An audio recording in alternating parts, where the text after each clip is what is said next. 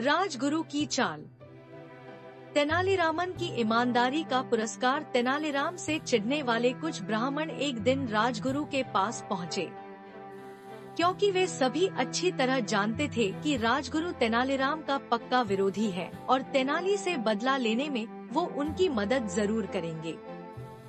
राजगुरु और ब्राह्मणों ने मिलकर सोचा, क्यों न तेनालीराम को अपना शिष्य बनाने का बहाना किया जाए। शिष्य बनाने के नियमानुसार तेनालीराम के शरीर को दागा जाएगा और इस प्रकार हमारा बदला भी पूरा हो जाएगा। फिर राजगुरु उसे निम्न कोटि का ब्राह्मण बताकर अपना शिष्य बनाने से इनकार कर देंगे। अगले ही दिन राजगुरु ने तेनालीराम को अपना शिष्य बनाने की बात बताने के लिए उसे अपने घर बुलवाया। चतुर तेनालीराम राजगुरु की बात सुनकर तुरंत समझ गया कि दाल में जरूर कुछ काला है। आप मुझे अपना शिष्य कब बनाएंगे? तेनालीरामन ने कुछ इस अंदाज में पूछा कि राजगुरु को उस पर बिल्कुल भी शक न हो। इस मंगलवार को मैं तुम्हें अपना शिष्य बनाऊंगा। उस दिन तुम स्नान करके मेरे द्वारा दिए गए नए वस्त्र धारण करके मेरे पास आ जाना।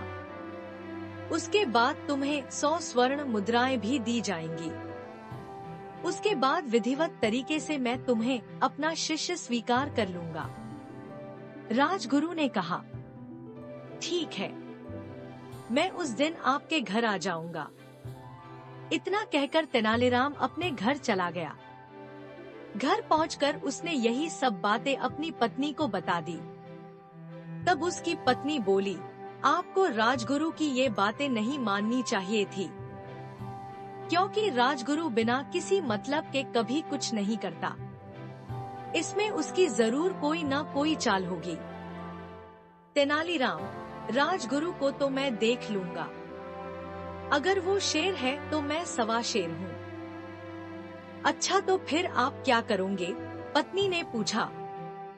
तब तेनालीराम बोला, कुछ दिन पहले कुछ ब्राह्मण राजगुरु के यहाँ सभा करने गए थे, जिनमें से सोमदत्त नाम के ब्राह्मण को मैं अच्छी तरह जानता हूँ। उसकी आर्थिक स्थिति ठीक नहीं है।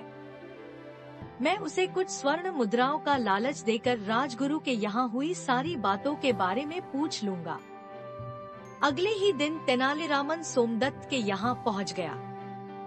कुछ देर बात करने के बाद उसने सोमदत्त को 10 स्वर्ण मुद्राएं देते हुए कहा, मुझे तुम्हारी आर्थिक स्थिति ठीक नहीं लग रही है, इसलिए तुम ये मुद्राएं रख लो और मुझे राजगुरु के घर हुई सारी बातें बता दो। सोमदत्त घबराते हुए बोल, मुझे नहीं पता। तब तेनालीराम ने जोर देते हुए कहा, क्यों नहीं बता सकते? आखिर तुम भी तो उस सभा में उपस्थित थे। मैं किसी को कानों कान खबर तक नहीं होने दूंगा कि तुमने मुझे कुछ बताया है। तेनालीराम ने भरोसा दिलाया। तब जाकर सोमदत्त ने स्वर्ण मुद्राएं लेते हुए तेनालीराम को सभा में हुई सारी बातों से अवगत करा दिया। समय बीता और मंगलवार का दिन आ गया। तेनालीराम सुबह जल्दी उठकर स्नान करके राजगुरु के घर की ओर चल दिया। राजगुरु के घर पहुंचने पर उसने राजगुरु द्वारा दिए गए सुंदर वस्त्र धारण कर लिए। इसके बाद राजगुरु ने उसे 100 स्वर्ण मुद्राएं देकर बैठने के लिए कहा। क्योंकि नियम के अनुसार अब तेनालीराम को शंख और लौह चक्र से दागा जाना था, इसलिए उन्हें आग में तपाया जा रहा था। जैसे ही वे पूरी तरह तप गए, तभी तेनालीराम 50 स्वर्ण मुद्राएं राजगुरु की ओर फेंकते हुए बोला, आधी ही बहुत है, आधी आप वापस रख लीजिए। इतना कहकर तेनाली वहां से भाग गया। अब राजगुरु और ब्राह्मण भी तपे हुए शंख और लौह चक्र लेकर तेनालीरामन के पीछे पीछे दौड़ने लगे। यह नजारा देखने के लिए रास्ते में काफी भीड़ इकट्ठी हो चुकी थी। तेनालीराम भागते भागते महाराज के पास पहुंच गया और बोला, महाराज, न्याय करें। दरअसल मुझे राजगुरु का शिष्य बनाया जा रहा था कि मुझे अचानक याद आया कि मैं उनका शिष्य नहीं बन सकता, क्योंकि मैं तो निम्न कोटि का ब्राह्मण हूँ।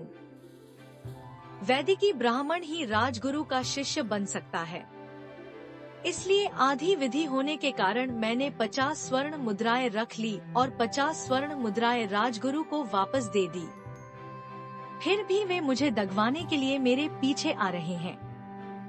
अब राजगुरु और सभी ब्राह्मण भी वहां आ पहुंचे तो महाराज के पूछने पर राजगुरु को स्वीकारना पड़ा कि तेनालीराम उनका शिष्य नहीं बन सकता। राजगुरु ने असली बात छिपाते हुए महाराज से क्षमा मांगते हुए बोले, मैं यह भूल गया था कि तेनालीराम निम्न कोटि का ब्राह्मण है। तभी महाराज बोले, तेनालीराम की ईमानदारी के लिए तो उसे इनाम मिलना चाहिए। इतना कहते ही महाराज ने तेनालीराम को 1000 स्वर्ण मुद्राएं इनाम के तौर पर दे दी। बेचारे राजगुरु और ब्राह्मणों की बदला लेने की योजना तो धरी की धरी रह गई।